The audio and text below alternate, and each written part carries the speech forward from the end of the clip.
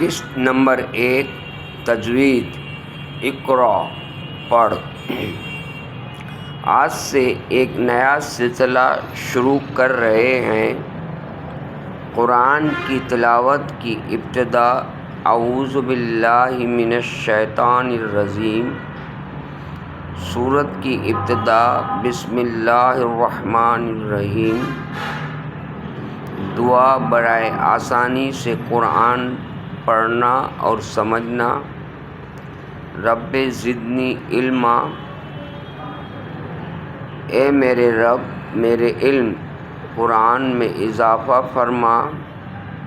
قرآن حفظ کرنے یا تجوید سیکھنے کے لیے کوئی بھی عمر مقرر نہیں، بس قرآن سے محبت ہونا چاہیے۔ یہ جو کہنا کہ اب تو ہم بوڑھے ہو گئے ہیں، ہم حفظ نہیں کر سکتے یا تجوید نہیں سیکھ سکتے یا ترجمہ تفسیر نہیں سیکھ سکتے، بڈھے طوطے کہاں سے پڑھیں گے؟ یہ قرآن کے علم سیکھنے کے لیے یہ سب باتیں غلط ہیں۔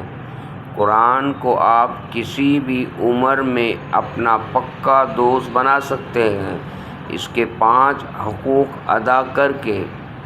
نمبر 1، پہلا حق اس پر ایمان لانا۔ نمبر 2، دوسرا اس کو تجوید سے پڑھنا۔ نمبر 3، اس کو سمجھنا، مطلب اس کا ترجمہ تفسیر سیکھنا۔ نمبر 4، اس پر عمل کرنا۔ نمبر 5، اس کو آگے پھیلانا۔ یہ 5 حقوق ادا کر کے آپ قرآن کو کسی بھی عمر میں اپنا قبر میں تنہائیوں کا ساتھی بنا سکتے ہیں۔ پہلا سبق، لفظ کو ایک ایک حرف کر کے لکھیں اور پڑھیں۔ جیسے قرآنی لفظ وَمَن یعمل، واو میم نون یا عین میم لام، جہاں کراس ہو اسے نہ پڑھیں۔ الحمدللہ رب العالمین، الحمد الف لام ہا میم دال، للہ لام لام لام الف ہا،